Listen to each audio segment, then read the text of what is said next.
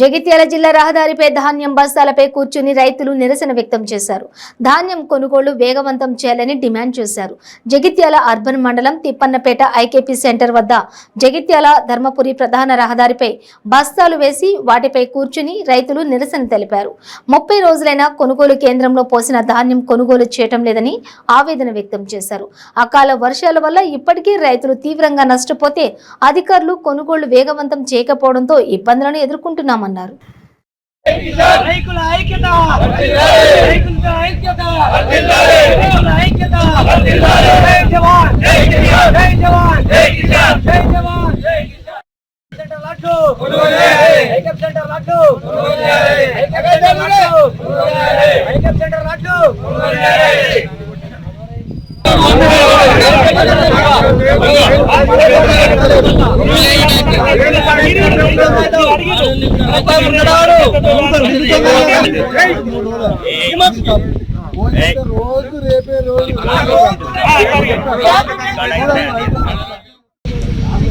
రైతులందరూ ఇబ్బంది పడుతున్నారు.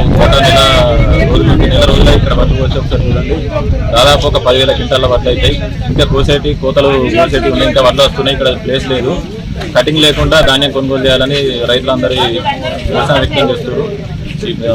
మొన్నటిదాకా పంట రోగాలతో అకాల వర్షాలతో రైతులు చాలా నష్టపోయింది. ఇప్పుడు దాదాపు ఒక 15 క్వింటాలు 20 క్వింటాలు కూడా వెళ్తాయి ఎకరానికి.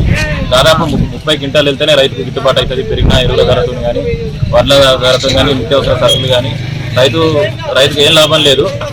లాభం లేకుండా పర్లేదు, పెట్టుబడులు అడికాడికి రావాలని చెప్పి ఇలా బాధ. కానీ అవి కొనుగోలు చేస్తలేరు. కొనుగోలు చేసినా కానీ ఒక్కటే లారీ పోయింది, ఒక్క లారీ కూడా దిగలేదు. అది కూడా కటింగ్ ఈ రైతులు పోయి మాట్లాడుకుంటే ఆఫీసర్లు ఇప్పుడు ఎప్పుడైతే ఇక్కడ ఐకేపీ సెంటర్ నుంచి లారీ ఎక్కినాయంటే అదంతా ఆఫీసర్లే చూసుకోవాలి, చూసుకోవాలి. రైతులను పోయి మాట్లాడుకుని రమ్మంటే రైతు పోతే రైతు మీదోడు దాదాపు బస్తకు 4-5 కిలోలు కట్ చేస్తుంది. బస్తకు 4-5 కిలోలు అంటే క్వింటాల్కి ఎన్ని అయితే 10-8 కిలోల దాకా కట్ అవుతుంది. అట్లా నష్టపోతుంది రైతు. కాబట్టి అధికారులు కానీ ప్రజాప్రతినిధులు కానీ కొప్పీశ్వర్ గారు ఎమ్మెల్యే సందేశ్ కుమార్ గారికి స్పందించి అధికారులను ఆదేశించి వెంటనే కలెక్టర్ గారికి జేసీ గారికి ఆదేశించి రైతులకు ఎలాంటి ఇబ్బంది లేకుండా ధాన్యం కొనుగోలు చేయాలని డిమాండ్ చేస్తున్నాం. ఒకవేళ ఇవాళ రేపట్ల గిట్ట అధికారులు వచ్చి వీళ్ళకు రైతులకు భరోసా చేయకుంటే కదా కలెక్టర్ ఆఫీస్ ముందర కానీ జేసీ